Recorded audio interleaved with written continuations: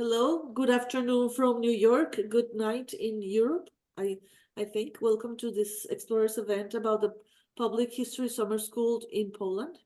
Today we have with us of the three founders and creators and I guess coordinators of the summer school. I'm going to introduce you to them. Then they will do the presentation and then we can have a little discussion. Welcome to today's Explorers. Today we have with us Joanna Wojdon. Joanna is a professor of history at the University of Wrocław, initiator of the first MA program in public history in Poland. She's a member of the steering committee of the International Federation for Public History and member of the editorial board of the Public Historian, published by the University of California, Santa Barbara for the National Council for Public History, as well as chair of the Commission for Public History of the Committee of Historical Sciences and at the Polish Academy of Sciences. Her research interests include public history, history education, Polish American history, and history of communist propaganda.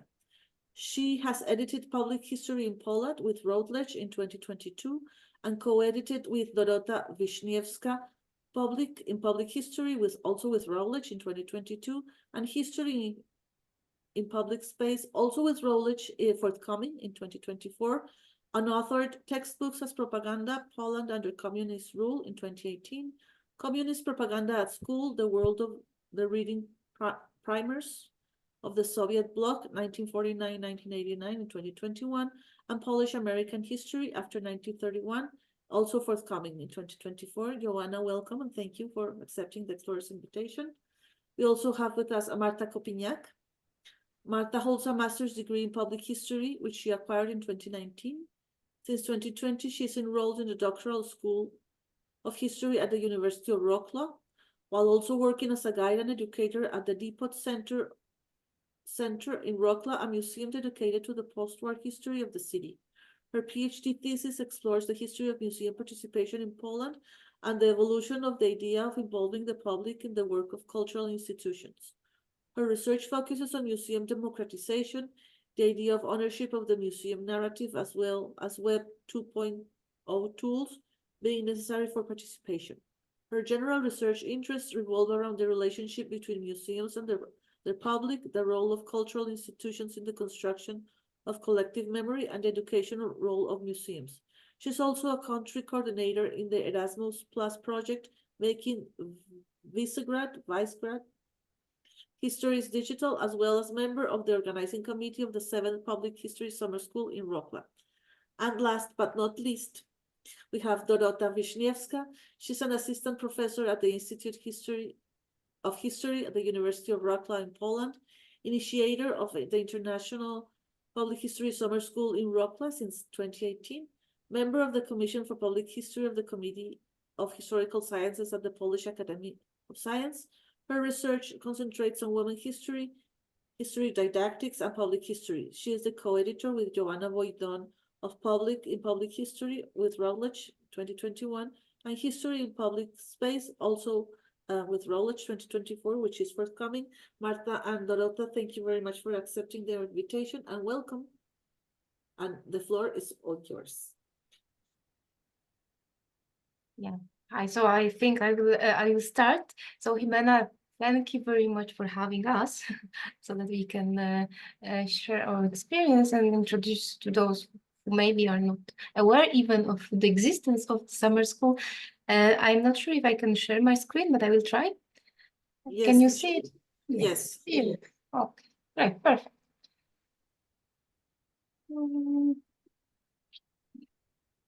So I will just briefly introduce the history of the Public History Summer School, focusing on how it came to be and how it has continued to operate.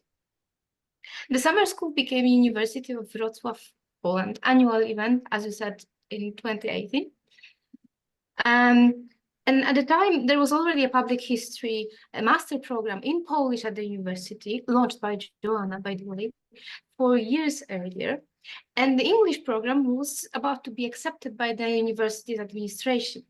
I was a PhD student then and I became inspired by a conversation with Joanna about her initiatives to introduce public history in Poland, and precisely in Wrocław, but in general, the attempt was to introduce it as a concept in the Polish academia. And talking with her, I came up with an idea of organizing a summer school, and we both agreed that it could be a useful tool for, on the one hand, for us to gauge the interest in public history, also improve teaching program, and on the other, to familiarize themselves the discipline, the public history training available, of course, in Wrocław, but also abroad. And as public history was an important concept in Poland, we recognized that it had that enriching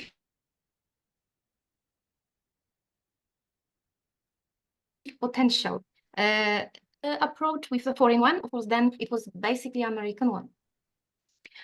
So by organizing the summer school, we aimed primarily to create that would the inclusion of different perspectives, different international perspectives. And here it is, how the first one was opened in 2018. Since then, we organized 6th edition, now 7th. And indeed, what exactly what made the summer school as unique experience, I think it was that it was truly international. So far, almost 22,000 individual users visited the website from 136 countries, to be precise. Basically, they were from the US, at least they would have their computers registered in the US. In Poland, of course, and in Germany. We also registered an important interest from the United Kingdom and Italy in Europe, but also from Russia, Brazil, Australia, and Canada.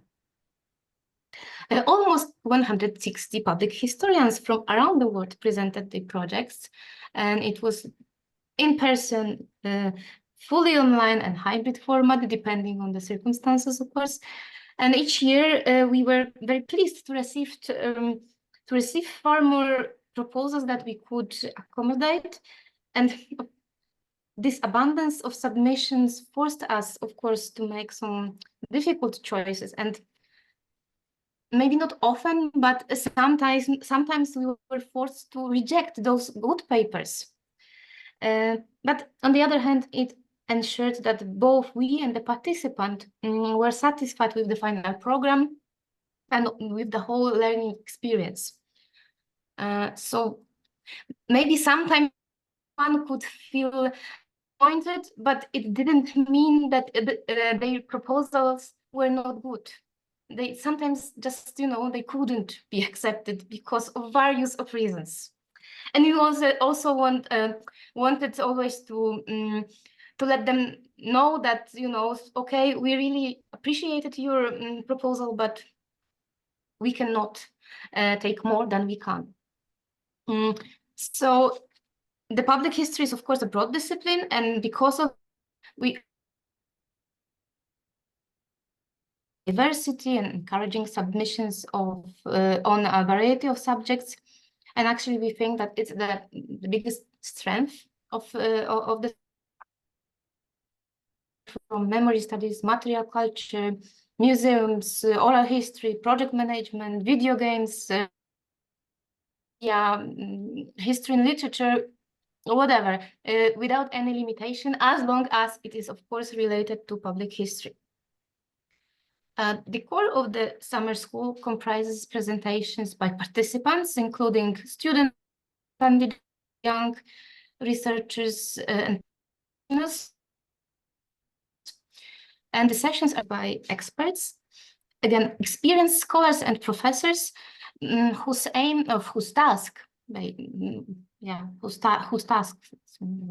accurate in this context is to stimulate the discussions and provide additional topics rather than evaluating and questioning about the content. So the aim is basically to have professors and students in the same space, exchanging ideas in this collegial atmosphere, rather than in a formal, often hierarchical, maybe too hierarchical classrooms. The presentations by participants are always complemented somehow by different types of activities, roundtables, discussions, and keynote lectures.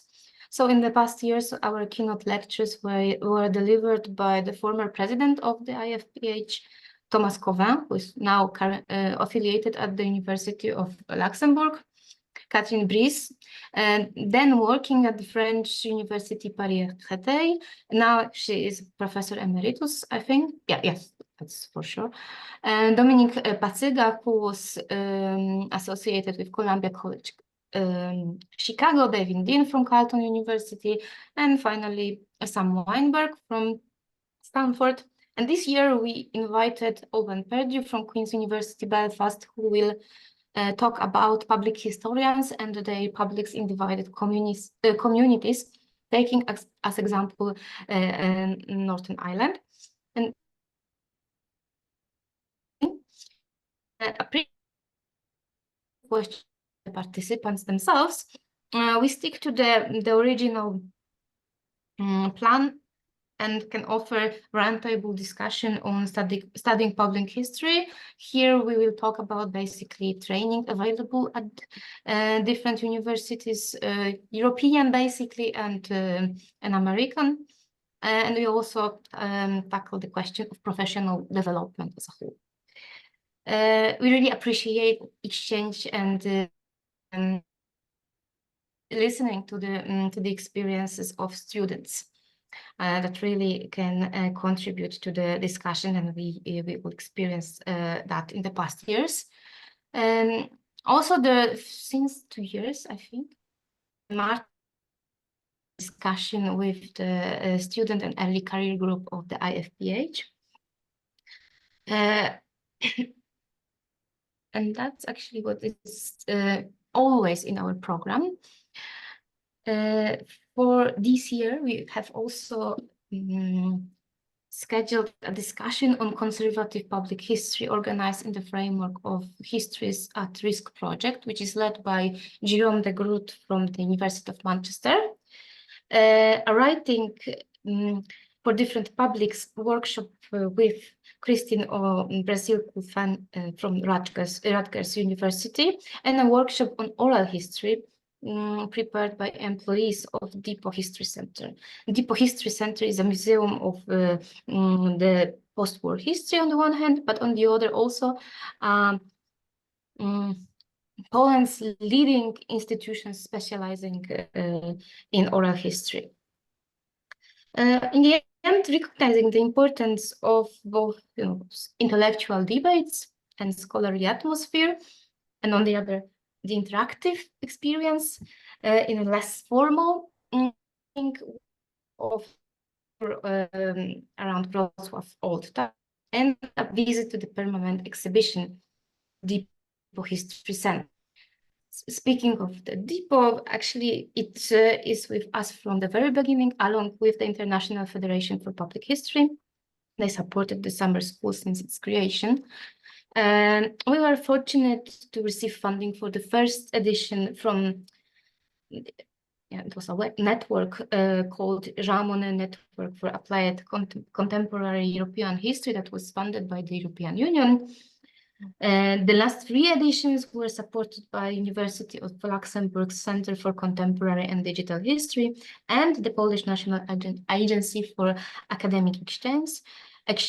And since the for public history of the Committee of Historical Sciences of the Polish Academy of Sciences has also joined as a partner.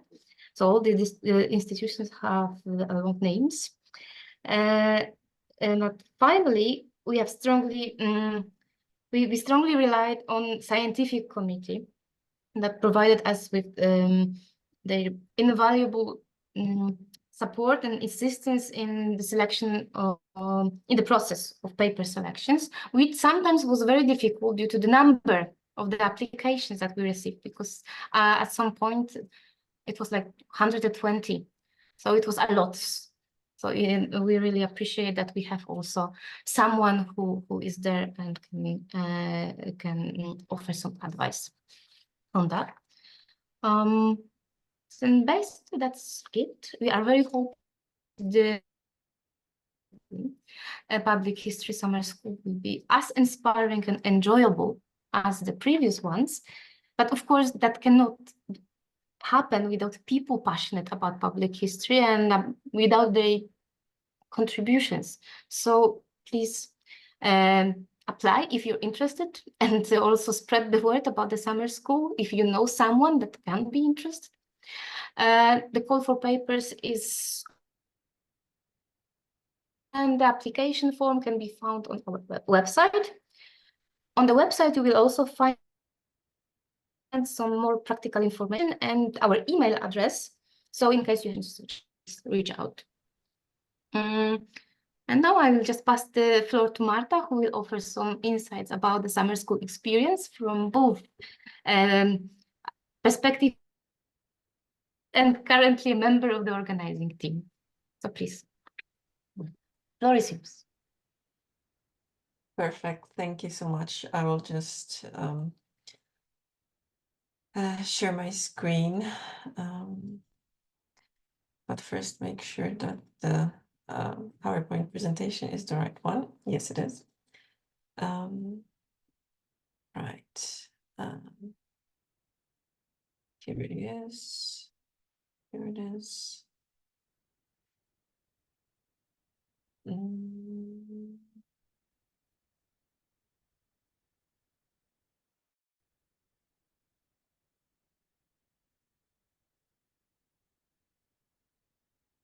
All right, can you see the presentation full screen? It's not full screen. Not full No. screen. Not full screen, okay.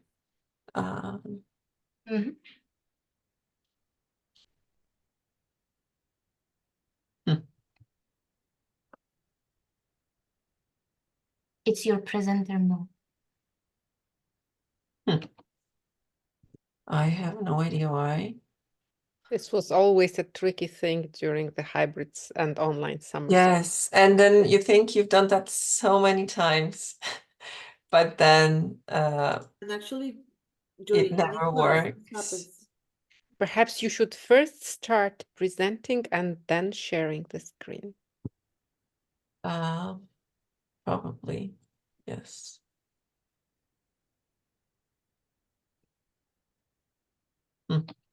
Yeah, but then I cannot sort of No, if you unshare, start presenting and then oh, okay, that way.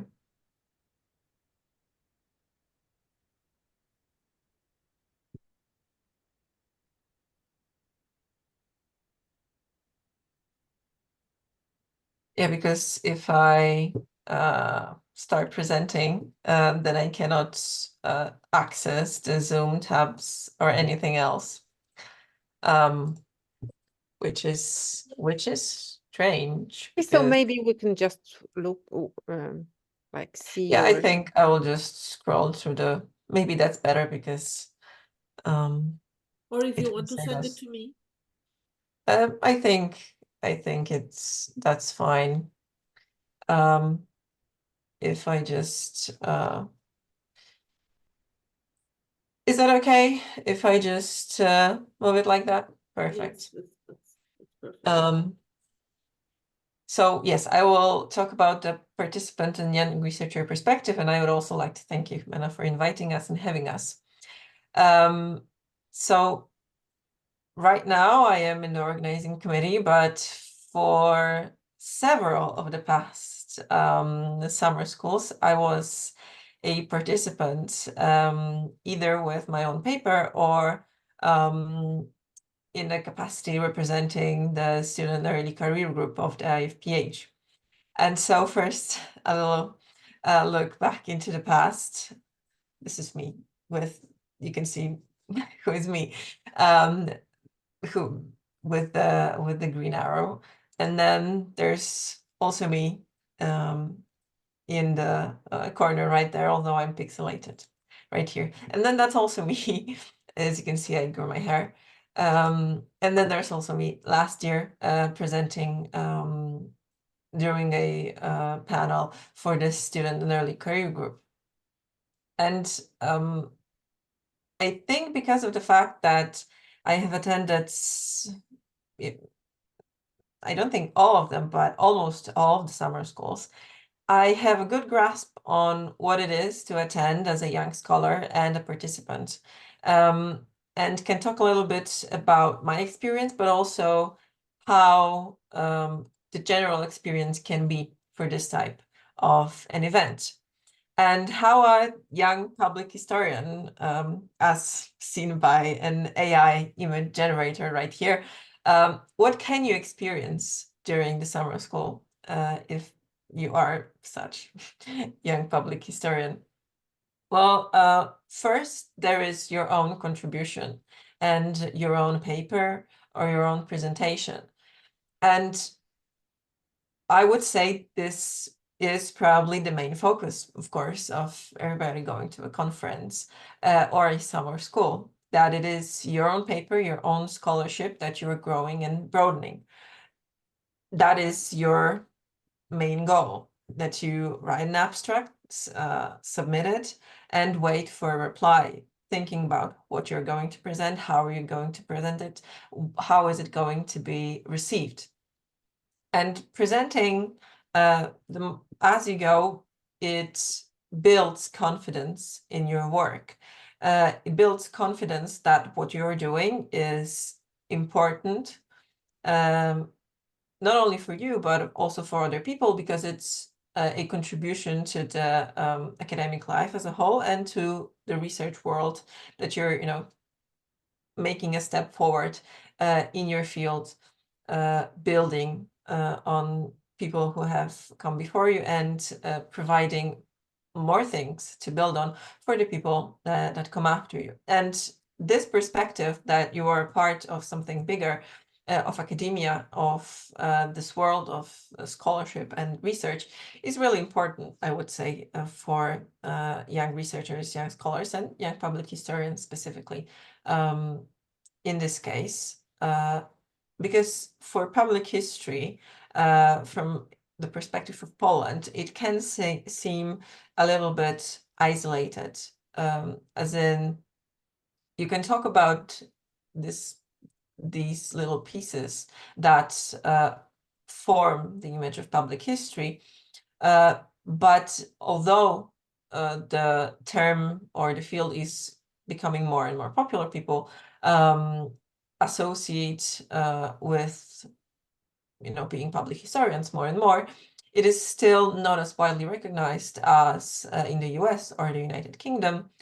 So it is really nice to see and build confidence in your work within the framework of public history with people who have a similar framework or of reference.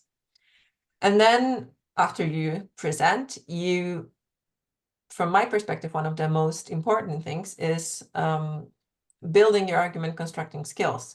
After you present your paper, there are always questions, and you have to practice and learn how to answer in a coherent way and a calm manner in the moment, right there when people are asking questions, often very complex questions, to which there are no easy answers, or to which you might not have answers, or to which there might not ever be answers.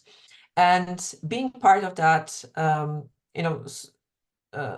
scholarly, exchange or discussion is really important to then build on all the discussions that you've had, and really think about how people have viewed your research, what you have got out of it, and then how do you view other people's research? Because other people's papers, I would say, are equally as important as your own, because you then learn how to be on the other side, how to question people, or not question, but how to ask questions, how to ask relevant questions. So they are not comments rather than questions, which is something that always happens during conferences.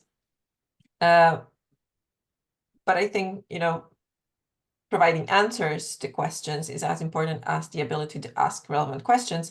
And it is something I struggle with myself still, because I am always so fascinated in the way people are presenting their own research and their research as it is, that I always struggle to formulate questions right there in the moment. But it's really good to attend these types of events, especially when the atmosphere is not so, as Dorota said,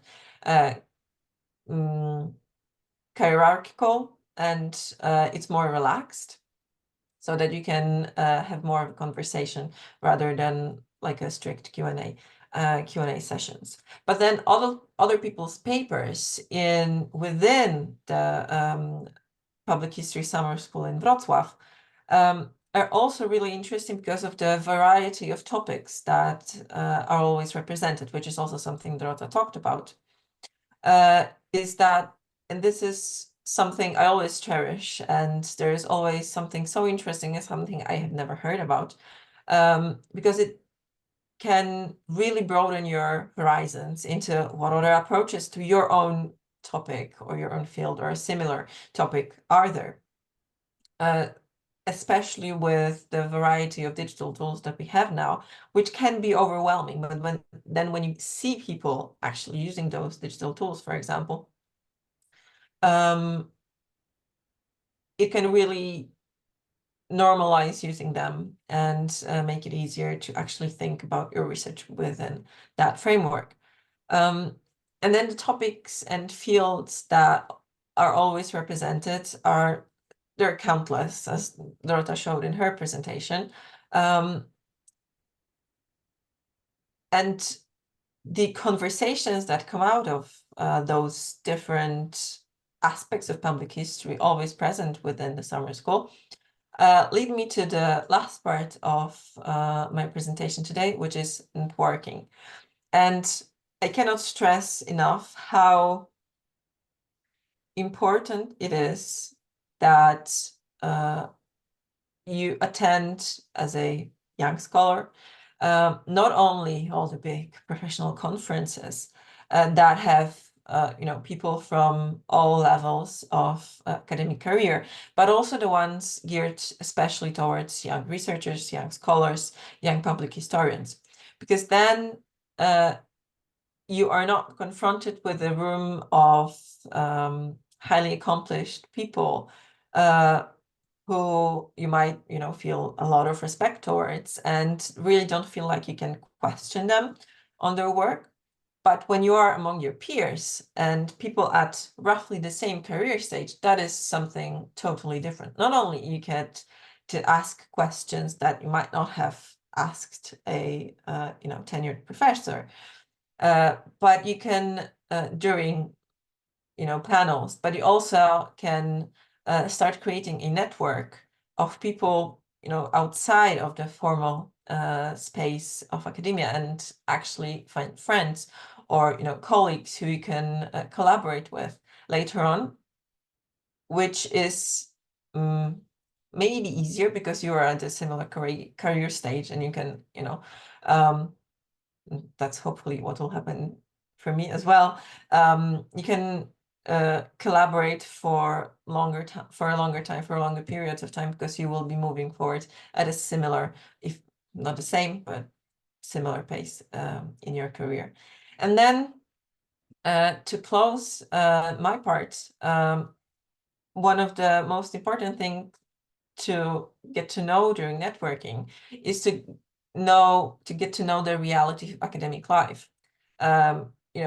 The importance of conferences, the possibilities for funding that are there in the academic world, which are different and varied when it comes to countries, continents that you are based in, but also possibilities for publication, possibilities for, you know, academic exchange.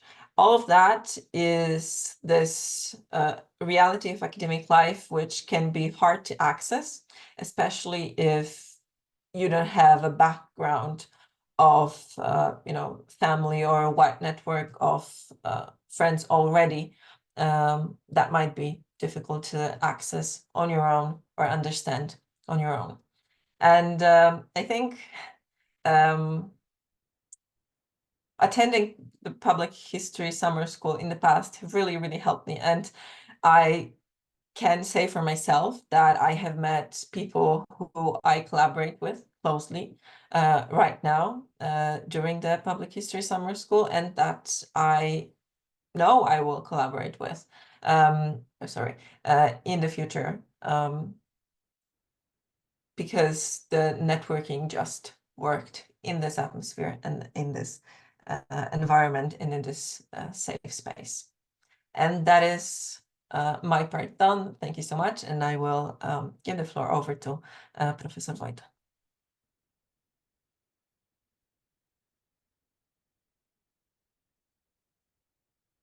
Your micro. Okay, so now my part of the game, we'll see. So I managed to show. Can you see my presentation? Yes, Yes. yours works. Okay, so I don't know why. But anyway, so it was already mentioned that one of the material results of the public history summer schools are publications. And as Dorota and Pani Marta mentioned, I would say that the whole project is based on this complicated English word serendipity, or rather maybe a chance in a more positive way. So it was all by chance or by incident, starting from the from Dorota's idea of creating such a school. And I knew that I was not going to be in Wrocław. Nevertheless, well, she just took a practical charge. My colleague and I were signing the papers, but Dorota was doing all the things. And then we met a lot of people who kind of supported us. As Dorota mentioned, various founders who thought that, oh, it's worth investing money, and even our own university, starting from rector and dean, and then the director of our institute. And then we were approached all of a sudden by Christine Obrazil-Kulfen, who was already mentioned, and she was just launching the series on global perspectives on public history. And she said that, well, she found out that we are doing something international in scope, so maybe we would be interested in publishing something in the series. And so that's how our first book came into being. And as you can see here, so you can find both experienced researcher in this table of contents and the early career people. And it was also a kind of a challenge and chance, and I don't know what the rule was. As Dorota mentioned, basically the call is just very, very general. Any practice of public history, as long as it's related to public history, can be accepted for summer school. But then, of course, you cannot publish the book on just anything on public history. So basically, we use these conferences to try to make some general sense or find papers that correspond with one another. And it's, again, nothing formal. It's more like, taking chances and trying to make some general sense of what is what is being presented, which also gives us as editors a kind of freedom of, not promising anything to anyone. So there were some good papers that were not included because they did not fit into this main theme. On the other hand, we also invited some people who were not in the summer school, but altogether, I think it somehow worked. Here is today's report from Google Scholar. There are also citations of the whole book, but I wanted to show also the individual papers that were cited.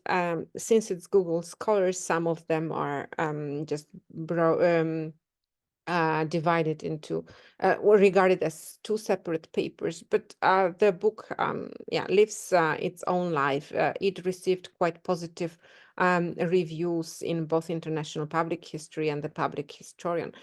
And last year we submitted another proposal, and now it's accepted. And I think I'm not revealing any big secret. Just before this meeting, we got an email from Routledge that this book is sent to production. So I guess in a couple of days we will know the exact publication date. So again, you can see the authors who were participating in the summer schools, because in fact those papers come from different editions, and some people who were not there but still contributed to this, let's say, second post-summer school volume.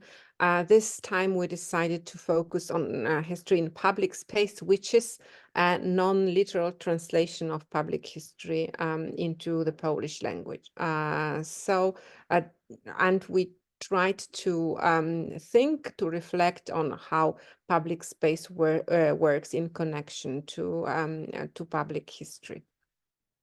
At this moment, probably I should also thank the contributors for their patience, because the whole process of collecting, submitting, editing, etc., took much longer than expected.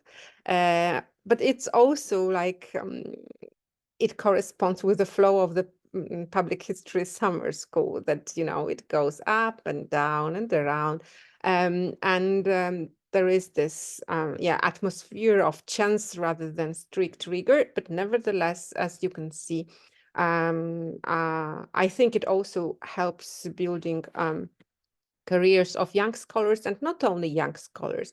And I think from the perspective of not such a young scholar, I could say that I also learned really a lot from those summer schools, from the presentations, and this idea of combining the summer school, things that are usually associated, like workshops, like lectures, like visits, etc., with this conference format, when young scholars have a chance to present their own findings, and when there is really like room for discussion.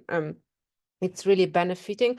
I'm not sure what they think about the process of developing the book when they again receive like feedback and peer reviews and a lot of comments that they need to take into consideration, and sometimes a very strict tasks that you need to focus on public space or on public. Do not present what you want, but what we want to fit in the book. But in the end, we have these two products, and I hope it's not our last word. But we'll see, because we did not have any like precise ideas before the summer schools what the volumes would be about. It was rather kind of spying and listening to the presentations. And maybe just to finish, if you don't want to the participants, we don't force them to, of course, to submit papers to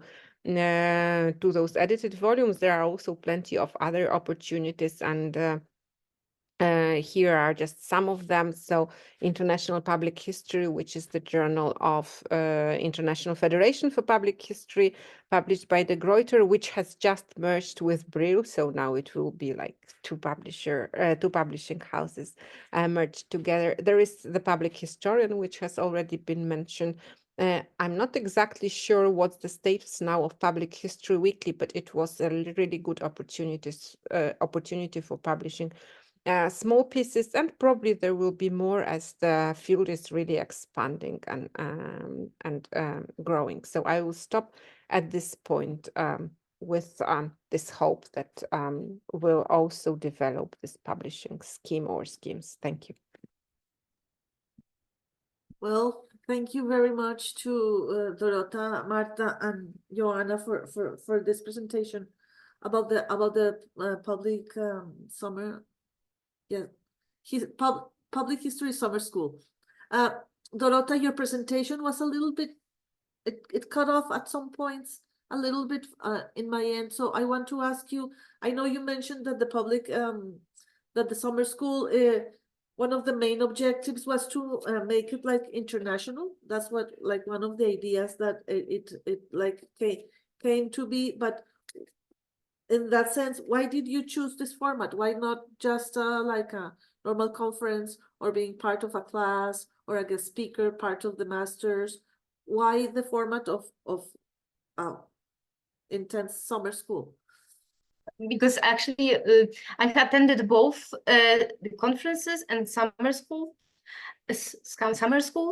and actually I found that the atmosphere is much more relaxed. Actually, as Marta has said, that you know, it is something different, less serious. In practice, it's actually the same or even better, but you know, it is somehow in your perception that it is more relaxed. It's summer school, so you know, you come with a different approach already, right?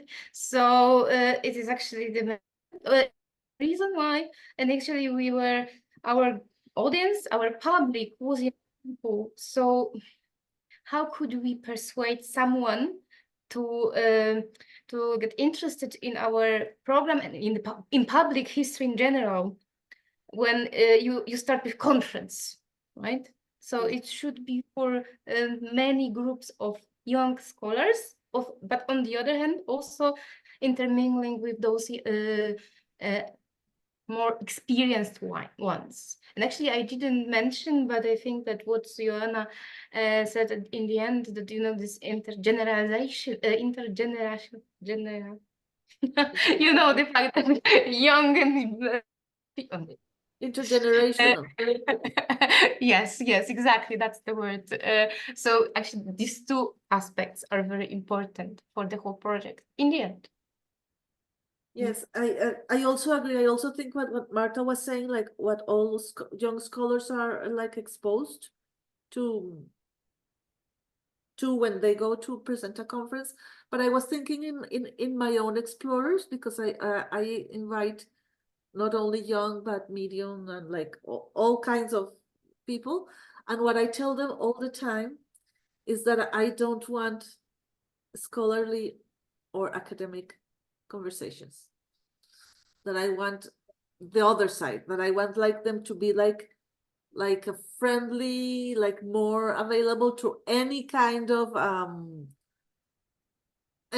public. So that got me thinking, because I have also thought about public history, like more or history communication. That is what I do with explorers, like being available like to everybody. And I emphasize a lot, please don't be academic. What can you tell me? Do you think I'm contradicting myself? But I think we are still academic at public history summer school. Yes. Yes, I mean, But yes. academic, but I hope that we show that academic does not You are mean like top down, and that, you know, these young scholars that have to be taught. But it's a kind of a dialogue, and a sincere dialogue between, well, and it's not even that it's between the young and the old. It's kind of combined. So I think it shows of history that it's both practice and reflection on the practice. And yeah. Yeah, I think it's important. And also you mentioned something that really caught my attention for this edition of the summer school is the one of the guest speakers is Alden Purdue, that she's going to talk about like divided divided societies. Can you elaborate or tell us a little bit more? Like, what does it mean, public history in divided societies? So she actually is taking her own home example, Northern Ireland, that were divided in the history is quite complicated and has its consequences because of the civil wars and Okay. all those conflicts in the 20th century. And actually, Kathleen White is also writing about some aspects of this divided community in Ireland in the first and the second book, both in public history in public space. She elaborates on try to find how to engage with those communities whose memories are different, sometimes conflicting. There are many emotions involved. So she will talk about and reflect about the public historian's perspective, which is quite new because so far we were more focused on those publics, on methods, etc. But here we will see a different side of the story. Oh, okay. Hopefully, because it is just abstract. No, I understand that. Like divided, you meant like polarized, like two opposite positions, like when you were saying like the memories are so different. And now I understand how the conservative public history with Jerome de Groot comes into place there, which also reminds me about again, I guess Joanna already has heard me said this many times, but which already reminds me about, for example, about Latin America and how public history is understood there as a, so far with the people I relate to, like a very political tool. It's used like a tool to talk about memory and advocate for rights and social justice and activism. And sometimes people, including me, have been called like, you're such a leftist because that's not history, that's activism. So I think that's a topic that is very interesting and like also like very timely to be addressing at the summer school. Would you like to tell us a little bit more about that, about in the public summer school? So I guess the conservative public history is a part of a whole event organized by Jerome de Groot. And as far as I understand the event, we are going to look at like this other side of this coin, as in public activism or public history, as activism is understood, as you said, as a leftist movement. So we're going to see in that discussion and explore the other side of that. How is the more conservative part of either the political scene or just generally society? How do they use public history and how they understand it?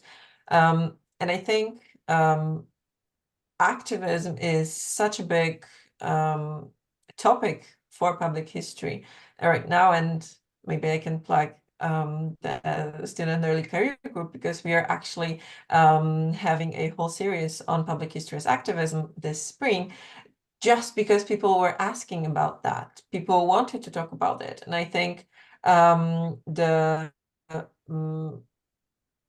conservative public history discussion is a big selling point for participating, even if if somebody wants to just listen, come and sit with us and discuss, or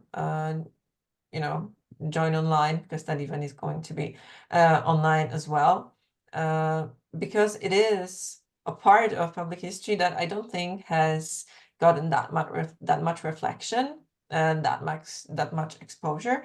And I think it is really important to look at that and talk and discuss, just as Professor Voidan said, in a maybe relaxed but also genuine way, so that we don't get polarized as well. If I may add two things here, one conceptual and one pragmatic.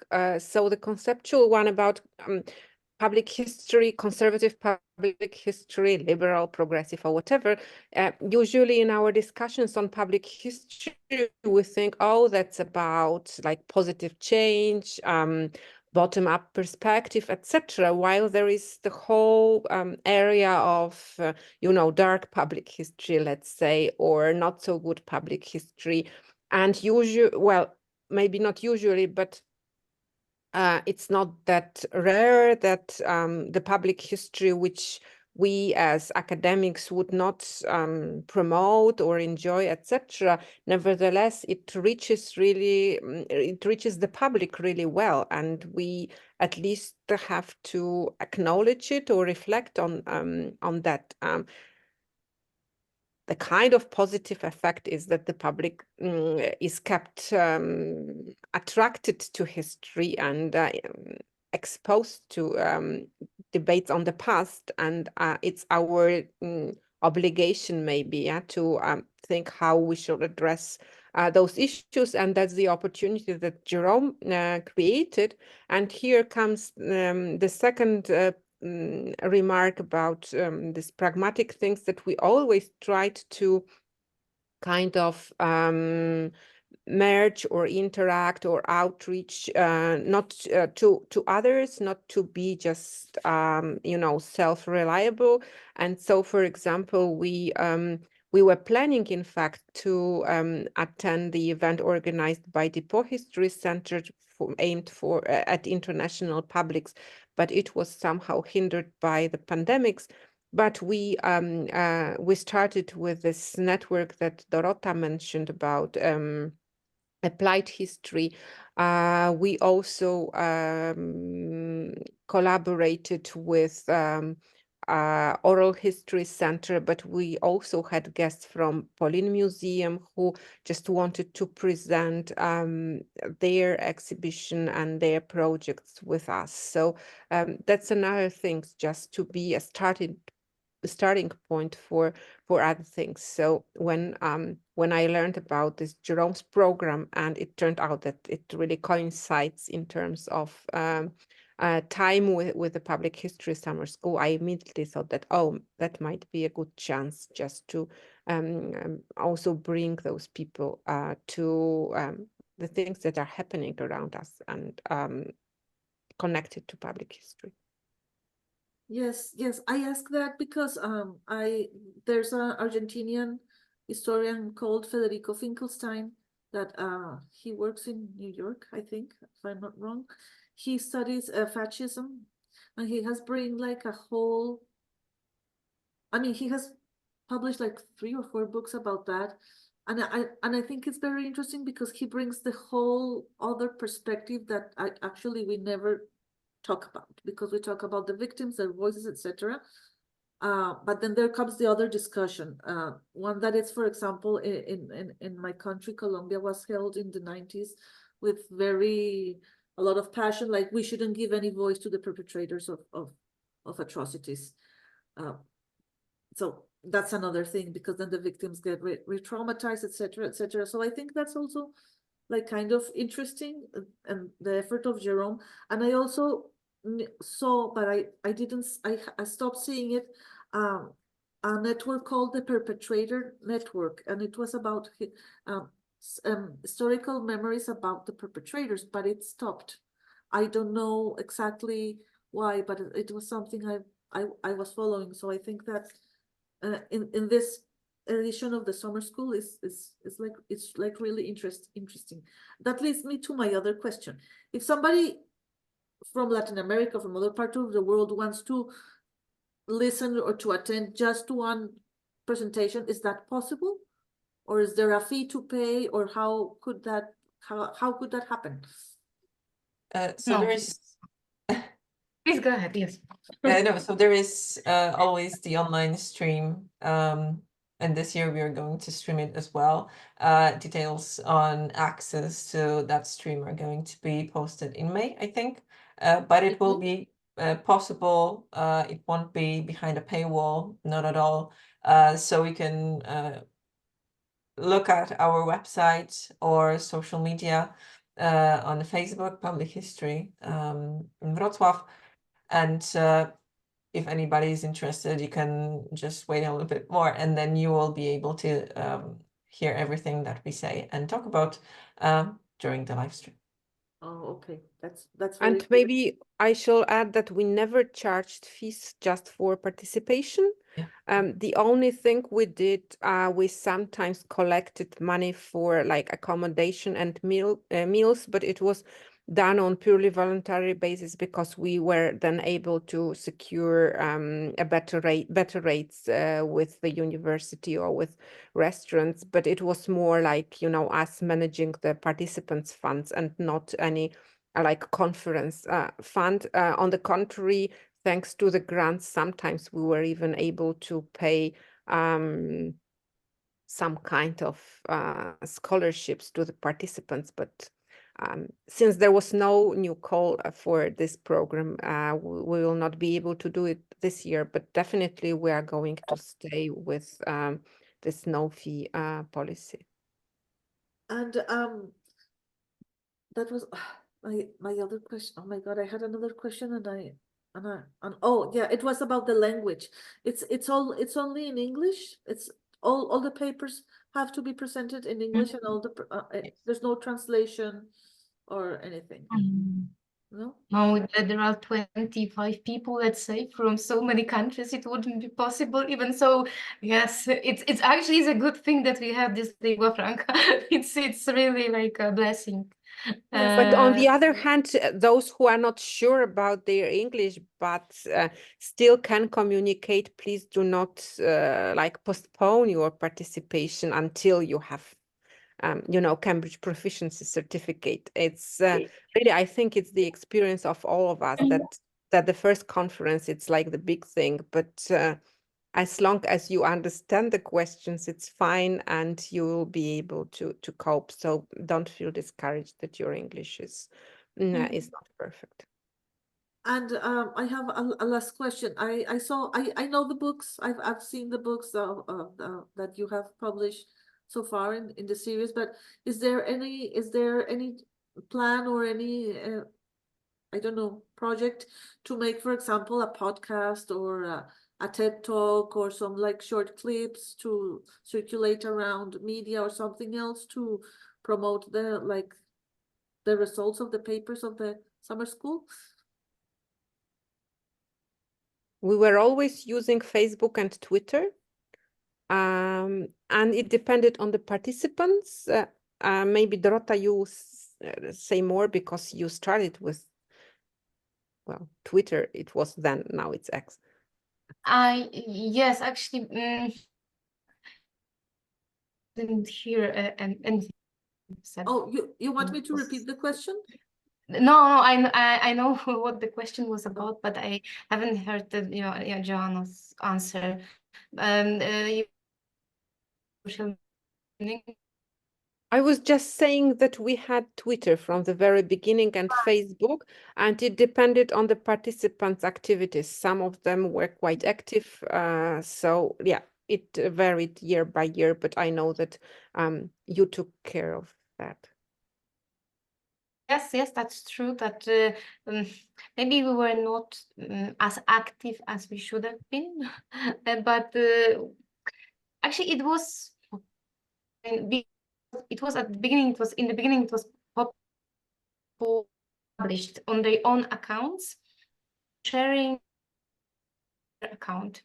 But actually, it was better first year than the following years.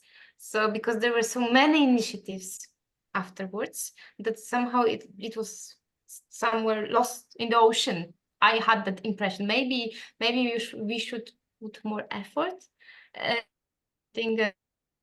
Administrating social media. I don't know, probably. Then about the output, we published some papers on our website 2020, so that everyone could hear if wanted, but there were like 3-4 views So we didn't see the point to pay for space to publish. They were heavy, and statistics has shown that there was not so much interest. There were more people interested in joining hybrid sessions and watching real streaming than watching afterwards, which is actually quite maybe normal, not but natural nowadays, that we have so many links and podcasts to watch, but after we don't do that because there is no time to do everything. Yes, I get that. People registered, please come visit, come and listen and yes, get involved, etc. And we actually like the format. And we heard people feel more comfortable. And we had the impression that they felt more comfortable sharing their etc. And Okay. maybe one more remark, that if you register and you are online, it's not only broadcast, but it's always public. So there is always an opportunity to ask question and comment, etc. You are always on big screen. So it's not that, it's not YouTube. It's really we usually use Zoom, so you can really be part of the event. Even a person that is just listening can ask questions. Yes. Just the audience. Yes. Just like, I don't know, someone is, in the middle of nowhere and just joins Yes, the people stream. register. Yeah, so it's not that we publish openly the link, but people register, and once they are registered, they can join, and they can ask a Okay. comment, etc. Okay, that's very good to know. I don't know if any of you have any remarks or any things that you want to emphasize before closing the session about the summer school. Besides that, please apply and go and take a look at the books. They are really good. I recommend them. I have seen them. Maybe one thing that I've learned from the summer school and generally from international exchange on public history, that it usually shows you that you are not alone in this world with your research, and that even if you think that you are doing something very small and very local, it turns out that there are people at the other end of the world who are doing also something very small and very local, but somehow it's similar and can be inspiring, and you can exchange the views and both benefit from it. So please come and see and feel it. Until March 15, it's open, right? This year, until March Yes. 15. So that people that see us have that date in mind and they find all the information to apply on the website. Yes. Okay. Okay, Marta, would you like to add something as a final remark? Just that, yes, don't be afraid. Just as you said, Jimena, don't think that you are not qualified, or maybe, as Professor Boylan said, or maybe your project is too small. Nothing is too small and nobody is not qualified. We can all learn and grow our scholarship together at the Public History Summer School. Yes, Dorota, do you have any suggestion for participants? Encouragement, Yes. motivations? Yes, I think I came up with a very important one. You will fun and you will just admire, which is so. Please, in the end, that will be a benefit. Yes. So I just have to thank you for accepting this invitation of the Explorers. Our next Explorers is going to be in Spanish next Monday. It's about a network created in Venezuela about LGBTQIA rights, the first one in Venezuela. So if you're interested, that's my invitation. And we're all going to be waiting for the broadcast and be very aware of the changes in the website of the summer school, so everybody can see. I wish you the best of luck, and thank you very much for accepting this. Thank you. Thank you. Thank you.